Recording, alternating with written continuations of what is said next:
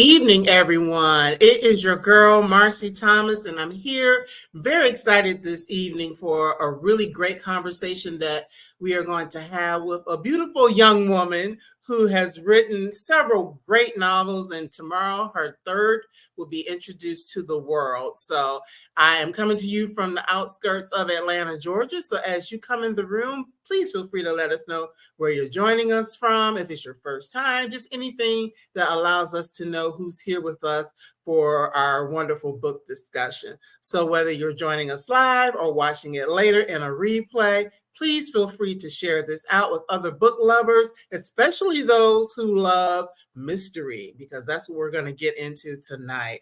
So without a lot of delay, I really want to get into it because I was explaining to our author, I devoured this book in about 24-ish hours time frame, just because I really got into the story and loved it so much. So our special guest for the evening is Christie Award winner Patricia Raybon, who was raised near Denver, Colorado, under the big sky, bright sunshine, and the humbling mystery of Christ.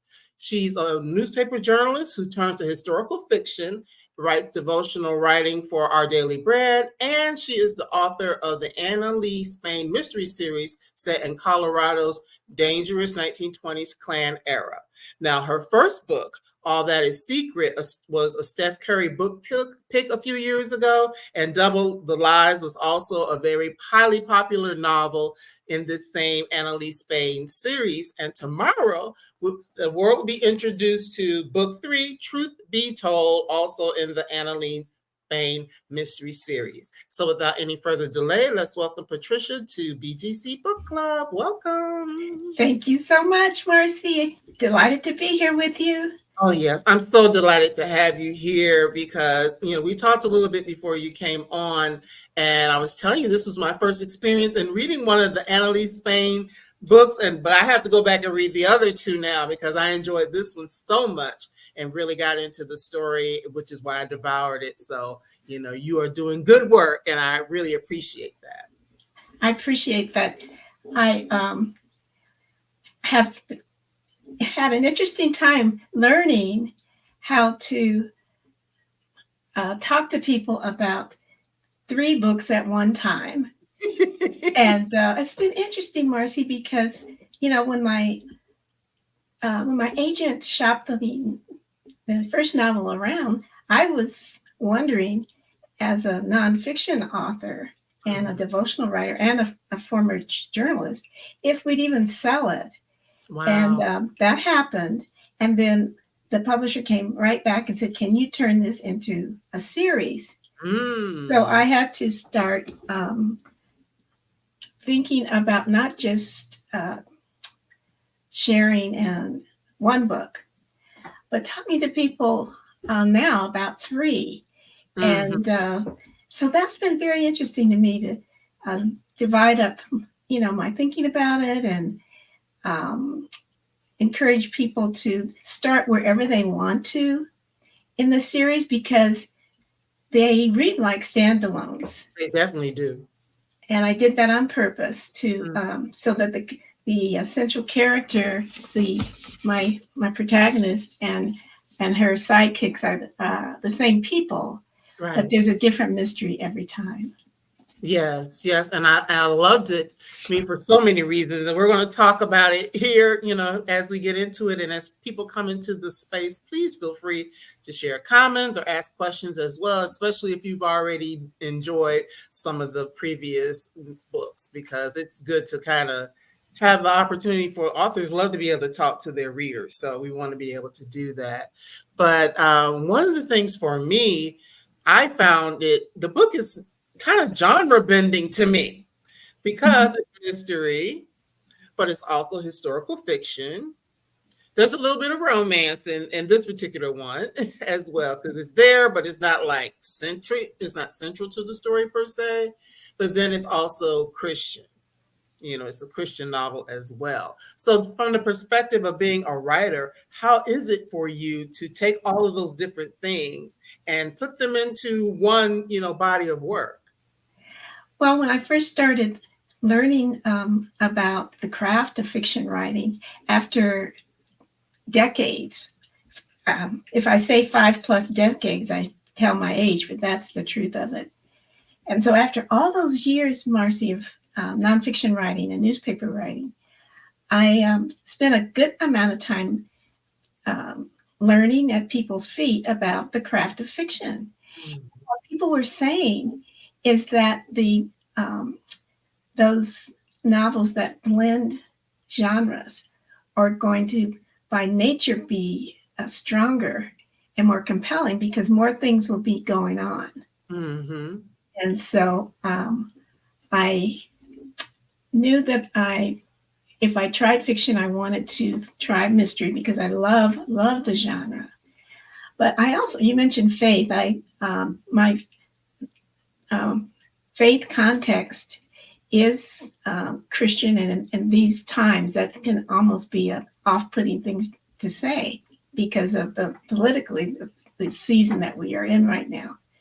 But I mention it because I love clergy mysteries. Yes. Yes. I knew that if I could, and I grew up. I used to say I grew up on a church pew until it said to me, "You did." But I'm one of those people who've been in church a long time, and I grew up in a denomination that allowed spiritual questioning. So I'm an AME Christian, if you allow me to say it that way. So I thought if I can put all these things on a page, the faith context, the mystery context, and the historical context. In fact, I call it a history mystery. Yes.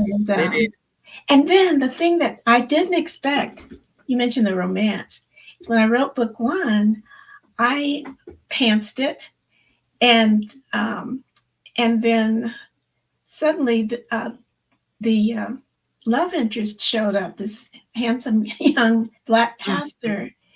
And that was not something I had planned, but when that character showed up, I thought, well, I'm going to follow that breadcrumb and see where. So then that gives us really 4 threads: the history, the mystery, the faith, and the romance. And for me, that means there are more things happening and more things to wrestle with and reflect on. And it makes it interesting for me to write, and I hope interesting for people to read. Well, I told you how quickly I read it, right?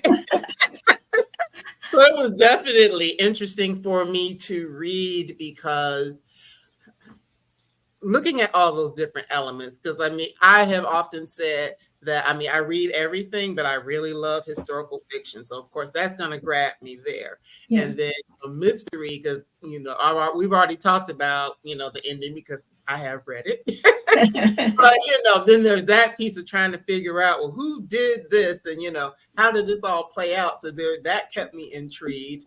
And then, the faith aspect as well, it kept me interested because it's done in such a way that it's just, their faith is just a part of who they are, the character. Right. It's not a thing where you're necessarily trying to preach to people or proselytize or anything like that. It's just, hey, this is who I am, and this is a part of how I live, and these are the things that I believe. And, when different occurrences happen, I'm going to speak to my favor. I'm going to pray, or, you're going to see this character in church or whatever the case may be. Yeah. She is a theologian by training, Annalee Spain. She's also a fan of Sherlock Holmes, but she has questions because of who she is. She has questions of God, and so she her questioning, the spiritual questioning, is a big part of the story because she doesn't have all the answers, and she has questions because she is a young woman of color at a time in my home state, Colorado, when the Klan ruled every county in Colorado had a Klan clavering. The leaders from the governor on down were dues paying members of the Klan. In Denver, the police chief, the mayor, city council member, the state legislature, jury commissioners, sheriffs all over the state. And so, her question was, God, if you're so good, why is this problem so bad? Right. As she's trying to solve, in the first book, the murder of her estranged father.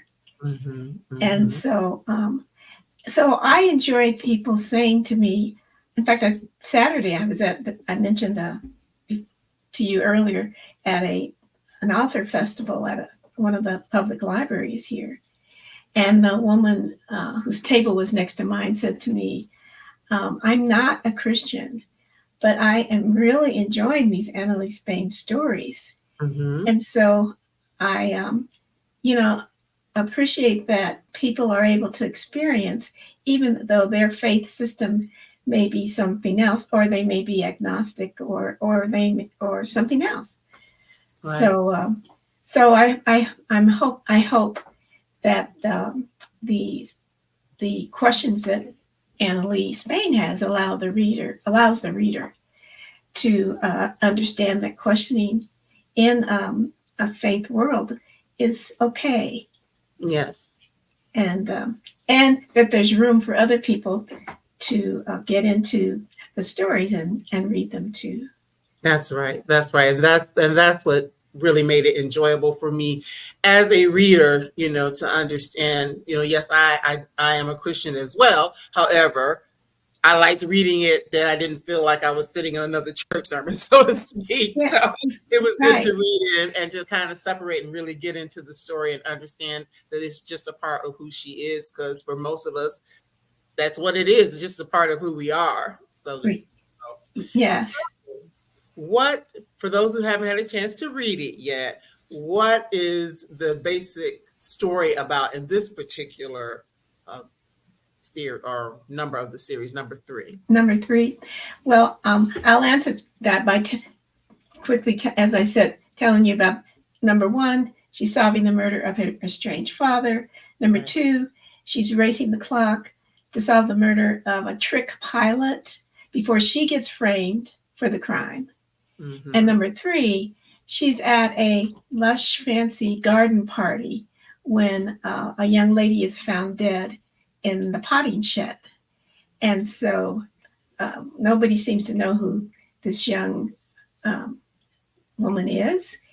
And she, her demise speaks to Annalee because the young woman reminds her of herself. She's young. She is young Black, and should not be lying in the corner of a garden shed dead. And Annalee is just determined to find out who this young woman is, why this happened, and who did it. And that is the door opens there and the story starts.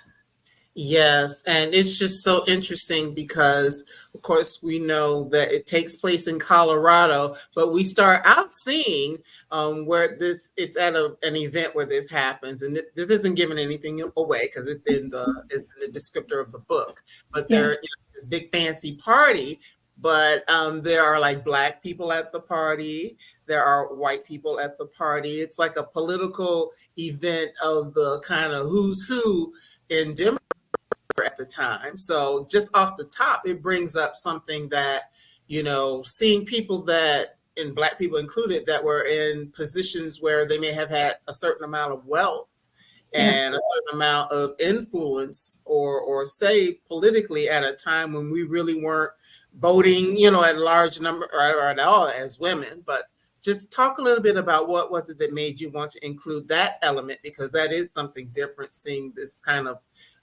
a class system going on that we see at the very beginning of the book. Well, and thanks for asking me about that, Marcy, because class tension operates in all of these stories, because there had developed an elitism among at that time among African Americans who had escaped the worst elements of being just one generation away from slavery, and had now established themselves as the who's who, and which meant then that other people hadn't been selected yet to be part of that. And Annalee Spain is not in that in crowd yet. And in fact, the host of the party is a political fixer of an African American, one of the wealthiest African American men in the Black neighborhood of Denver at that time. And so one of the things that is compelling to Annalee is that these seemingly disconnected communities and groups are somehow swirling around this mystery. So you have a rundown Black traveling carnival that's set up in downtown. And then you have these very upscale Black women and their civic clubs. And I just put a pin there because all of us in our world know how important Black club women culture it has been for so long. And so I dared to take a look at that and see how that operates, and especially if you're on the outside of that. Right. As my protagonist, detective protagonist is. And then the third seemingly disconnected part of the story was a very prestigious white seminary located on the outskirts of town. And I did that, Marcy. I don't know if I've ever mentioned this in an interview, but I'll tell you, don't tell anybody. Okay. I served on the board of a white seminary for about 4 years. And I'm sure that that's why a seminary happened to play a role in this mystery novel, because I had that experience. I know what it looks like and felt like in that world. And so, but if you think of a traveling rundown Black carnival, this upscale Black civic women's civic group, and then this very prestigious white seminary. The question for Annalee is, why are these threads? Why do they keep connecting here? And like a dog with a bone, she was not going to let it go until she figured it out. Yeah, that's one thing about her, is that she is relentless. She's like, even at times where she might feel like she's coming up against the dead end, or she's being threatened by people who are don't want her to figure out why this young woman ends up dead, that she doesn't give up, and she enlists. I definitely want to talk about this, because yes, there are these divergent communities, but then there's also a sense of community as well that I saw within the book, because she has like her church family. She has some elder ladies that are like her aunties, right? And things like that kind of support her, and other people within the community. So I loved seeing that, because that is true, that you're thinking this is taking place in the 1920s, and a lot of these people are new migrants, have migrated to this area, and so there is going to be this place where they want to connect, because maybe they are apart from other family members and things like that. So in crafting the story, how important was it for you to show that community or communal aspect of what was happening at that time? Well, it was important for a couple of reasons. As I mentioned, I grew up in the church in Colorado. And so I grew up in a small Black church in Colorado, which is where my family spent pretty much when I look back on it, it feels like every day. It wasn't just Sunday morning. We went Yeah. back to church on Sunday evening. My dad was on one of the boards, so he'd go Monday night to a board meeting. I'd hang out with, Wednesday night prayer meeting, the whole. And so what developed, of course, what develops in all of that is, a closeness. The women in my community, that those women raised me as much as my parents did. They, basically said, the world may say your Black life doesn't matter, but you matter to us, and on top of that, you matter to God. And so I didn't say, oh, I have to show that. It just organically was part of the story. These were the people around her, and she would call on them. Detectives have sidekicks, and so her community is her sidekick. But the other part of that, I grew up under Jim Crow segregation. I grew up in the 50s. I do tell my age when I say that. Came of age in the civil rights movement. And but I remember, Marcy, I remember this so well, that if we went anywhere and there was, not just in Colorado, but my mother was from North Carolina, my dad was from Mississippi. And so when we traveled, the people who helped us navigate that time in that era were other Black people. We didn't have to know them. Right. They just saw you and knew, because we all shared the same experience, that, oh, these people may need some help right now. And so I did want to show that kind of richness that is not appreciated by people outside of our world, always appreciated or understood or seen. And so I did want to show that these were her people. She could, and so when she gets in a bind, she can show up on somebody's front porch at 1 a.m. in the morning and say, I need a place to sleep. And somebody says, oh, are you okay, baby? Come on in. Right. So I did want to show that.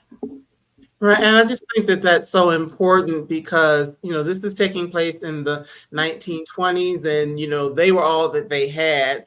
And, looking at where we are now, 100 years later, yeah, we could see more of that, where people really could, depend on one another and reach out to one another and be able to build community. And it does happen in some church communities and perhaps in some neighborhoods, but I know, and I'm sure you can attest to, even being there for most of your life, that things do change and people start to move to different neighborhoods and you don't always know your neighbors and all these sorts of things. So I love being able to see that as well, because for all that we may have gained when things change, I feel like there's some things that we lost along the way. Right. And at the same time, while my protagonist enjoys that communal affirmation, within that, though, there's still a class tension and sometimes faith tension and who's who and who isn't, and so all of that is always seems to be operating in these stories that Annalee is that centers Annalee and her mystery crime solving efforts. And so I think that is part of this book. It's called Truth Be Told. Is part of the truth that is getting told in the story. So you were asking me earlier, would I talk about themes, and so in the last couple of days, I posted some things where the question I've asked about Annalee is, um, can she handle the truth? Mm. And really, that's the question for anybody in who's dealing with life and the truths that we encounter. And a lot of us will recognize that phrase. It's kind of a twist on the scene in the movie A Few Good Men. You can't handle the truth. And so I knew I couldn't use that. Mm-hmm. And at one time, to be honest, I even on Canva created a meme where Jack Nicholson is face where he's yelling those words is next to the book cover of Truth Be Told. Mm-hmm. And I thought, no, I can't do that. But then it turned out that I could ask a question that people would recognize, that it relates to the question from that movie, and that is, can she handle the truth? Because there's some truth that Annalee doesn't want to face in this book. Right. Yes. That because with everything else that's going around her, with the mystery and goodness, over time we see several different things happen to, in different ways to different people. And I will say this: yes, there is death that occurs. There's more than one.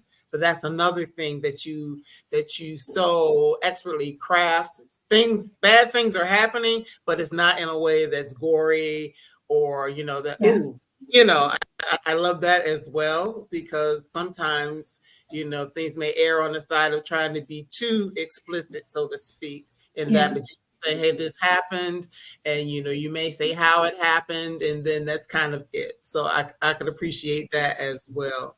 That I didn't feel like, okay, I'm afraid to go to sleep reading. Right. But the things that were happening did speak to the time, because as we've already mentioned, that this is the 1920s. This is the Klan era in Colorado, which I have to sidebar, that a lot of people thought leaving the South, that they get away from certain things. But this tells us that no, just because you went west or went to Colorado or wound up in California or went north or whatever, there are still some things that people had to deal with. So from that historical aspect, it's good that you were able to include that in telling the story. It matters to me, Marcy, because of the season that we are in, with so much pushback on books and Black history, and in the faith world, there's this pushback from a certain part of the faith community that doesn't want to talk about racial truth or racial history at all.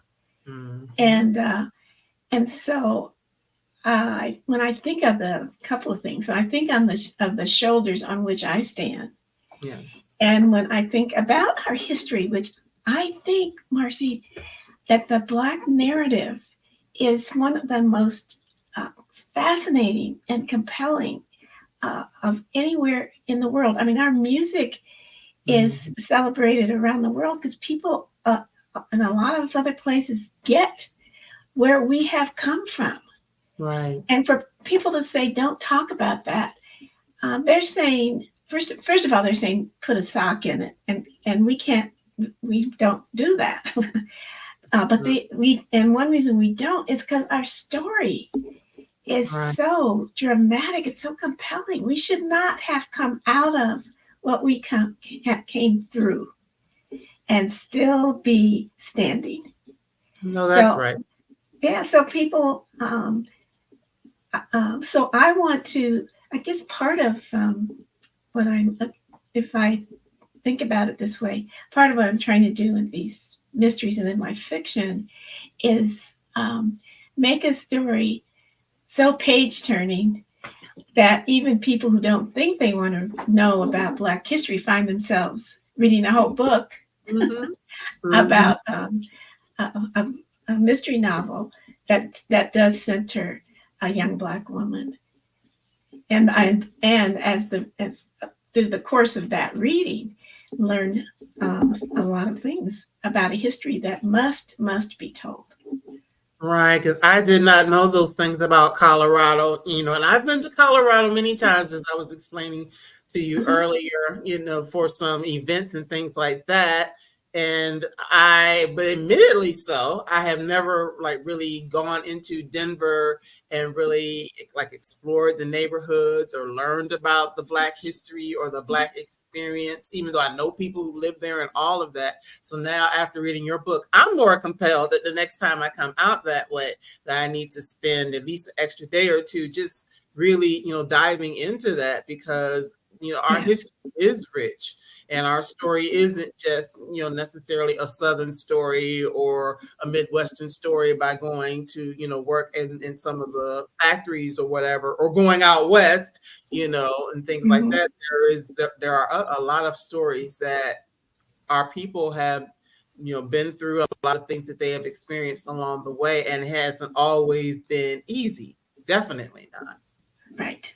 So, so my title and my editor and I went back and forth on this title because there are a lot. If you Google that book title, there are a lot of books called "Truth Be Told," and we've had that conversation with the other titles, where the publishing house landed in a place where they really wanted a title that um, wasn't sort of out there already.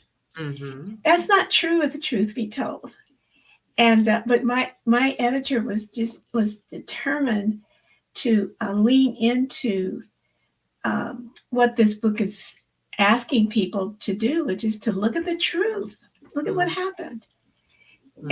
and all of us. I mean, as people, as women of color, we are willing to do this because these are our own stories. Remember Mm-hmm. that hashtag own story? Wasn't that what the hashtag was for a while?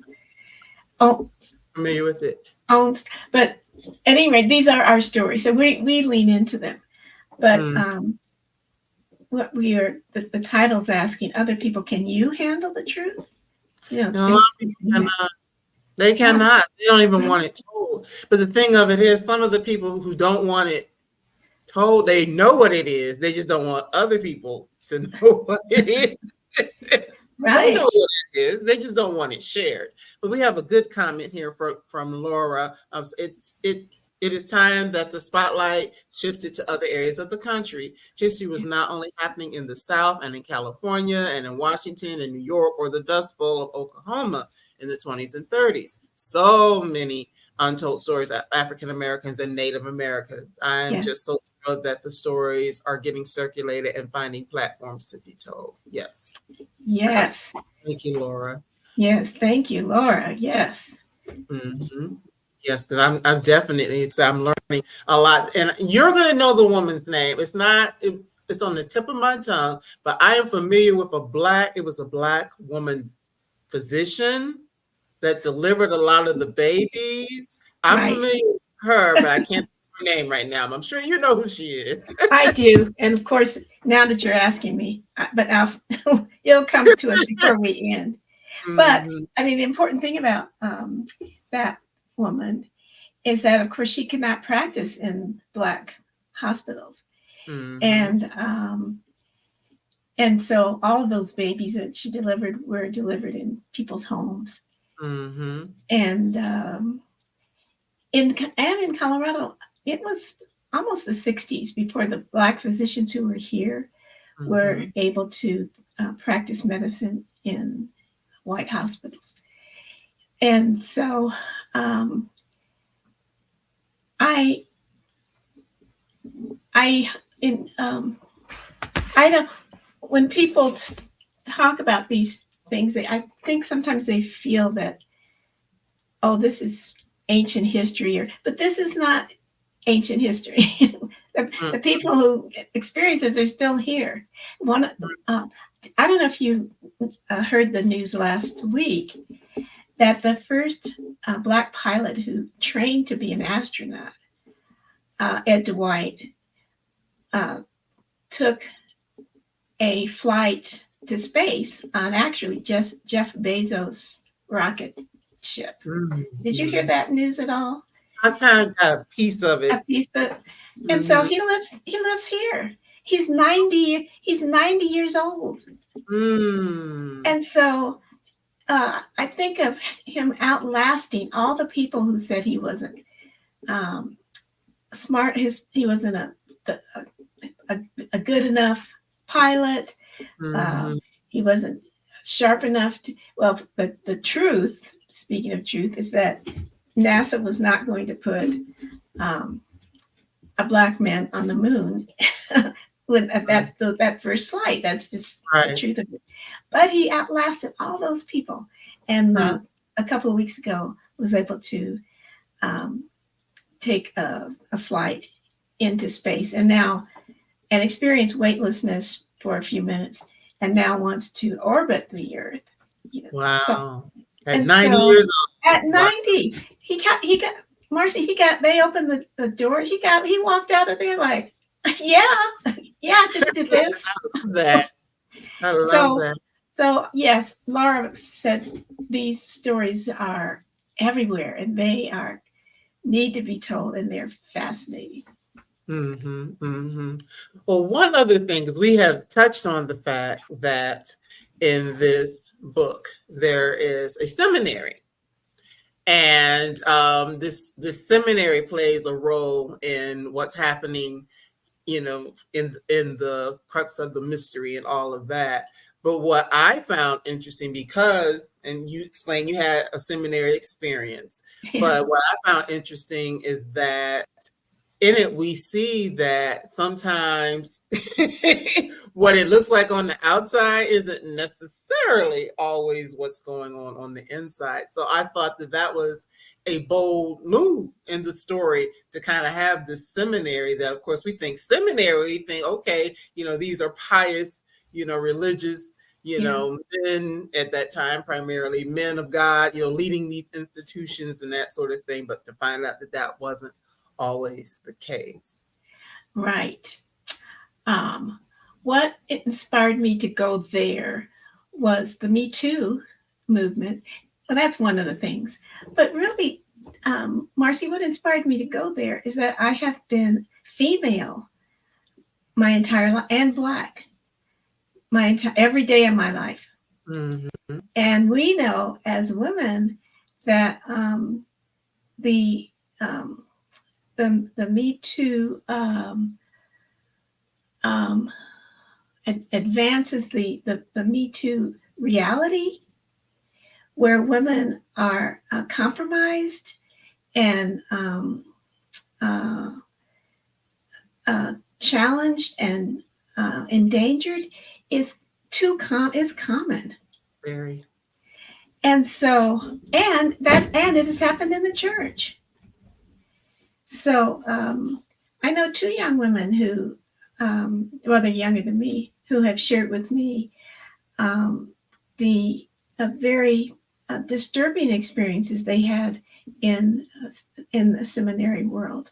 What one would legitimately call sexual assault. And so, we, as this book was being written, there was that Me Too conversation going on. And so that found its way as a reality in the story. And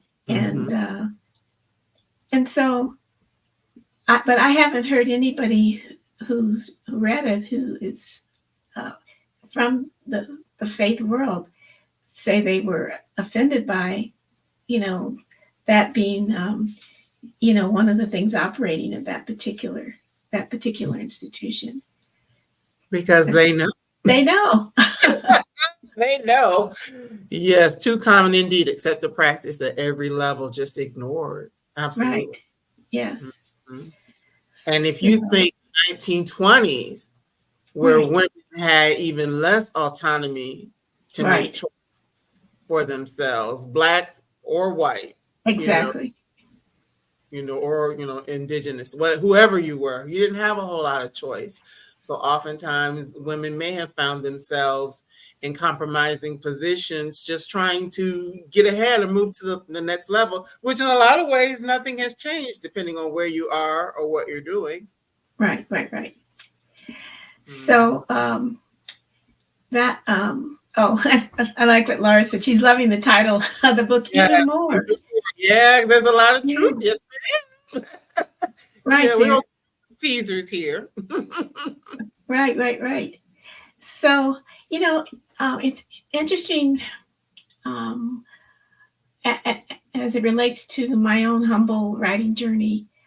I started in the newsroom. I have my degree. I have 2 degrees. Both are in journalism. And when I started in the newsroom, I was at the Denver Post, right out of journalism school, and I worked on the city desk. And so I did that for a couple of years, and then one day I was in the newsroom, and there was a notice on the bulletin board for a position in the features department. Mm-hmm. And so, and you've heard this phrase that little hinges open big doors. And I can look back, I can see myself, as I look back, I can see myself in that bustling, busy, smoky at that point newsroom. And I'm making a choice to put my name in for that position. I wanted to, after 2 years on the city desk, I really was wanting to move up in my career. And so I did get the position. I literally went upstairs to the features department, where I went from writing almost exclusively about facts to writing about feelings. So, in the features department, some people will refer to it as human interest stories, that kind of thing. And so, as I learned more about that kind of writing, and then as I started to write nonfiction books, what I learned is that writing is about 2 things. It's about truth, and it is about courage.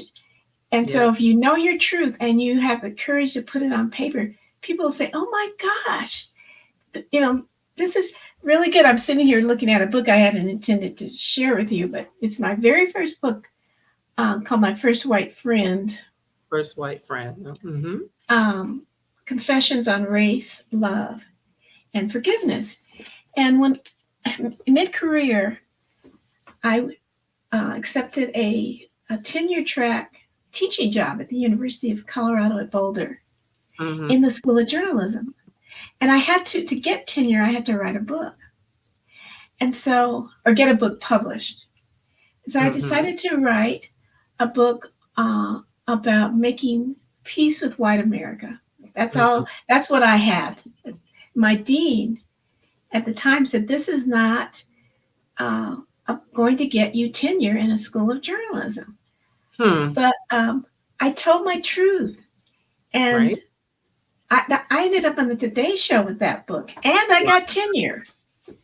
Wow. And so what I mentioned all of that to say, when people talk about my humble writing journey, what they often describe my writing is as that it is truth. It is about truth telling. But that's because I've learned that that's what writing is. Writing is about telling the truth. Whether it's a memoir, history, historical fiction, whatever it is, somebody up in there better be telling what's real. That is true. And, just your journalism background explains a lot as well, thinking of diving into the story and having to do your research and, figuring out, putting the pieces together to be able to craft a good story or be able to tell the truth, as you said. It makes a lot of sense in even reading this, because even though Annalee is all about solving mysteries, you kind of had to be able to solve mysteries even as a journalist. Absolutely. Life that is what life is. We say, here's a Bible thing, if you allow me to say it, that we see through a glass darkly. The Apostle Paul said it that way, that now we see through a glass darkly. We can't see, we don't know everything. Right. And from this side of heaven, we just can't see it all. Mm-hmm. So we are trying to figure things out every day. Mm-hmm. I definitely didn't mean to mention this, but this morning, my husband and I were saying, the dryer isn't drying the clothes. Why aren't the clothes getting? And so we were getting ready to have this, spend a lot of time this morning figuring out that mystery. And then I read the little booklet and I said, Dan, maybe we just don't have it on high. Right. We need to move the dial. That's why I write devotionals for our daily bread, because I can I can write a devotional about that. Yes, because when you said that, I was just like, "Oh, that'll preach." That'll preach. So a lot of things feel mysterious. Thank you, Lord. A lot of things feel mysterious until we just step back and say, "Let me look at this a second time." Mm-hmm. Yeah, that's so true. That is so true. Yeah. Yeah, because yes, I could think this morning, I was having some moments that I had to sit back and just really think. And, sometimes you have to, instead of just getting caught up in what's happening in that moment and getting all upset or, out of sorts or whatever, sometimes it does take a moment of pause to just sit back and let's solve this mystery, whatever that mystery is. Like, why am I in a bad mood today? What's that mystery? Why is this dryer not working? What's that mystery? Yes. So I love that. I love that. And, so I know you mentioned, and in the book, every chapter, there's actually something from Sherlock Holmes. So is Sherlock Holmes someone that you have read a lot over the years, or were there any other particular mystery shows or authors that you have enjoyed that kind of led you towards going into this genre versus maybe a different one? Yes, I love the golden age of mysteries. And so that would be, Sherlock Holmes actually predates that, because the golden age of mysteries would be Agatha Christie and her contemporaries, and Dorothy Sayers and several others. But Agatha Christie's characters, including Hercule Poirot and Miss Marple, who was apparently modeled after Agatha Christie's grandmother. And I love the Father Brown series, which was adapted from this Father Brown Mysteries written by G.K. Chesterton, who was a 19th century English Baptist preacher. And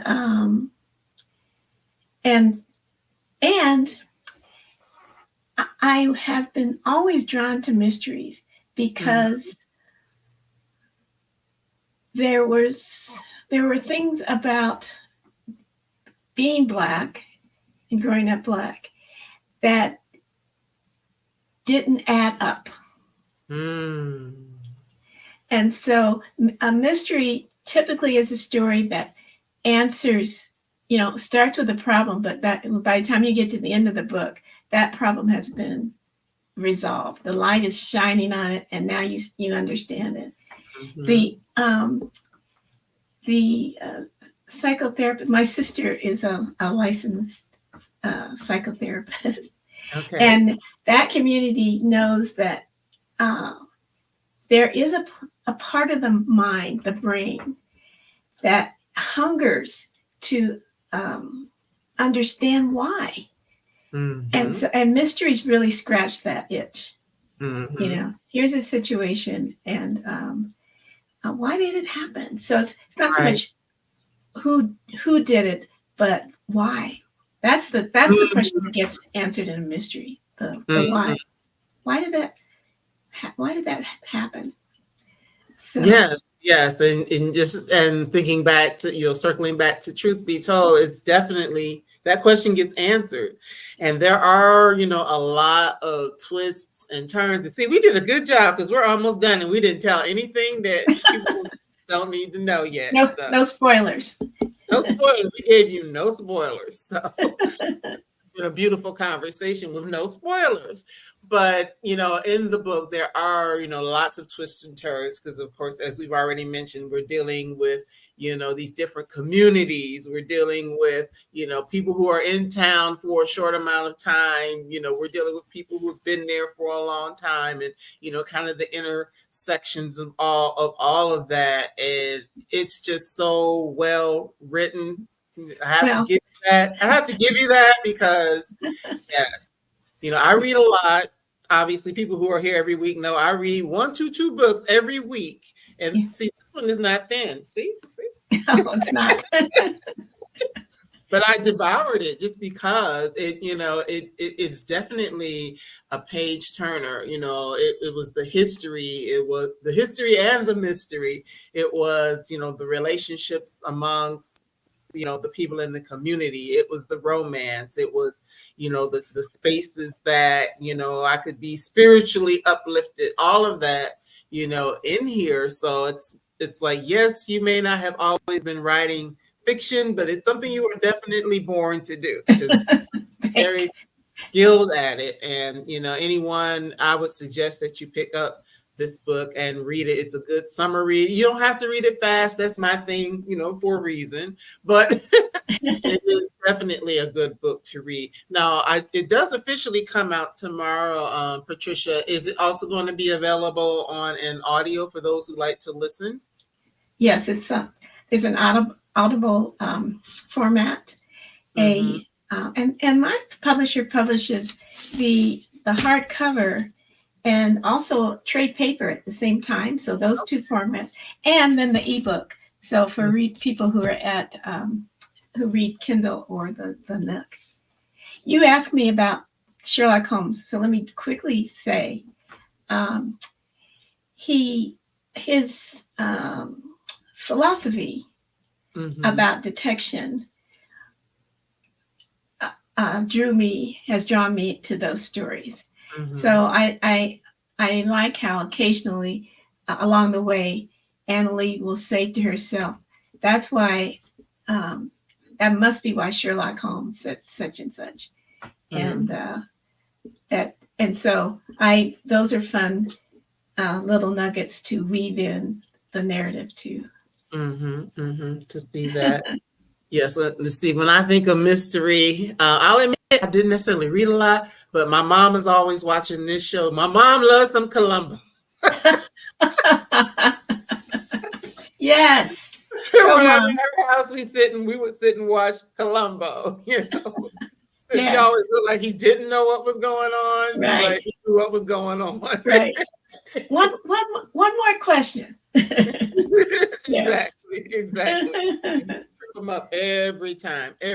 So I love that. Now, I just have to say this, and maybe it's something you can or cannot speak on, but your books. Well, I've read the one. I know the other two are similar, but it's written in such a way that I could see this, in a series or in a film or anything like that. Is that a desire that you have or something that you would be working towards?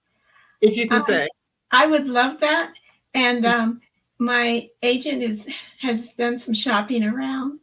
So we'll see. We'll see. Yeah. Something like Murder, She Wrote, Yeah. The black version. Right. Annalee Spain, I think it would be good.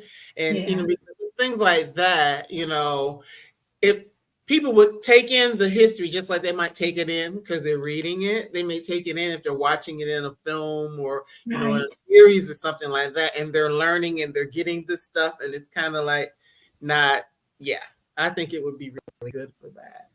So, of course, this is the third in the series. Are there going to be more? Well, I hope so, Marcy. I am under contract for a standalone novel that's not related to the series, that is a World War II spy novel. set Okay. at a Black finishing school. Mm, And so that is due in September. okay. And but what um, my editor has said to me is that uh, let's they love that concept. So she said, yes, let's do that book, but we can come back to Annalee. Mm-hmm. So I'm hoping that we do because I love her. I really enjoy her, and I Mm-hmm. enjoy all the people around her. Yes. And I like to do some more Annalee stories. Yes, yes, because she's definitely a good lead character. She's a good detective, and I believe this is only her third mystery that she solved. So she needs to do more than that. Yeah, As she continues to, be a part of this community, perhaps, she marries her beau, maybe, perhaps. maybe. You know So, what? So people when I talk to people of a lot of different backgrounds, always people say, "What's going to happen with Annalee and Jack?" Somebody, speaking of seminary, I met a retired seminarian. I mean, my husband and I had dinner with a retired seminarian a couple of weeks mhm, ago. Older white man and mhm. a lovely person, and that was his question. He said, "I just what's going to happen with Annalee and Jack?" And I love that. People really want to know. Yeah, what's gonna happen with them? Yes, because I Yeah. mean, he's a pastor. She's, is a seminarian. It's like, okay, now they probably got to get married because We'll see. Stay tuned. we shall see and be a dynamic duo. Oh man, somebody said besties for life. I'm like, yeah, possibly, maybe. We'll see. We have another comment. Thank you for the introduction to Patricia and her female sleuth artistry. I am also checking earlier books and looking forward to this one as well. Absolutely. I would highly recommend. And Thank you. I always say I love the books because I do, but this for me, I'll admit, was like just very special because of the way it wove together the mystery and the history and all of the other things and just the Yeah. way it's told. And the reason why I kept reading like I was reading, even when I was supposed to be sending Patricia some information, I was reading.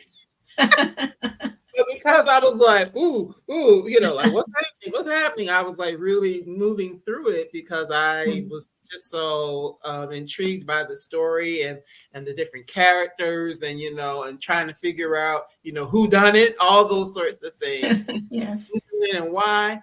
So I definitely would suggest it be a great read for the summer, and you can order tonight and it'll be on its way to you because it actually hits the stands officially tomorrow. Yes. So that being said, I know you've already had some events prior to this one as well. You have things coming up. Patricia, are there any particular things that might be online or maybe local spaces that you're going where people can come out and meet you and perhaps get book signed or hug your neck or whatever the case may be? Well, in the Colorado area, I have 5 or 6 signings set up at Barnes and Noble location. They have been a fantastic supporter of this series locally and places around the country. So will have all of that information available to people in my readers circle. And when you go to my website, there's right on the homepage, there's a little place to click that says join my reader circle, and you'll get a free prayer download of a little download I wrote called the Busy Person's Guide to Hearing God. So that comes with you, and then I send out an update about once a month. So that's where to find out where Patricia and Annalee are going next. Yes, the website has been scrolling. It's simple. It's just her name. So you can follow there and see what all is going on. And, let's please, purchase the books. If you can, share them with others. Suggest at your libraries, get them, all of Yeah, that. book Because club, all that. book clubs, everything, because it's Yeah, just so important that we do get to read different types of stories and that we support the women that are writing them, because it's just important. If we don't support them, then we won't see their stories in the world. It's just that Right. simple. So we hope that you will continue to do so. There is a Brown Girl Collective bookstore as well as affiliated with Bookshop. That is another alternative. If you don't have a preferred place where you get your books, please check that out as well. And Yes. that's what we have for now. So Patricia, thank you so much. This has been such a pleasure to have you here, just to see your smiling face, to learn more about your work, learn more about, the Black experience in Colorado, and of course, to learn more about Annalee Spain. So thank you so much. If you could just hold on for me, please don't hang up. Just hold on for me for a quick minute, and I'm going to announce next week's book and, let everybody know what's happening there. So you can go ahead and grab your water, whatever the case may be. And I'll be back with you in just a second. Thanks. You're welcome. You're welcome. So wasn't that glorious, everybody? I really enjoyed that. And I'm just going to show the actual book cover again. Truth Be Told. And it's just a really beautiful book. The cover is beautiful and all of that. And then there are two others. So I definitely would encourage you all to dive in and grab that as a great summer read. So by means of announcement, next week we will have another book that's coming out tomorrow. So like last week's book is coming out tomorrow. This week's book is coming out tomorrow, and next week's book is also coming out tomorrow. So the book for next week is Bitter and Sweet by Rhonda McKnight. It is a Christian fiction novel. So please, she's been here a couple of times already. So I believe this is either her second or third visit to BGC Book Club. So please feel free to chime in, come and listen and learn more about Bitter and Sweet on next Monday. So that's all I have for now. Thank you to everyone for being here, for listening in, for sharing out. Please reshare or go back and start from the beginning if you didn't catch the very beginning of the conversation, because this was a good one. And I really do encourage you to pick up a copy of Patricia's book. So until next time, see you real soon. Take good care. Bye-bye.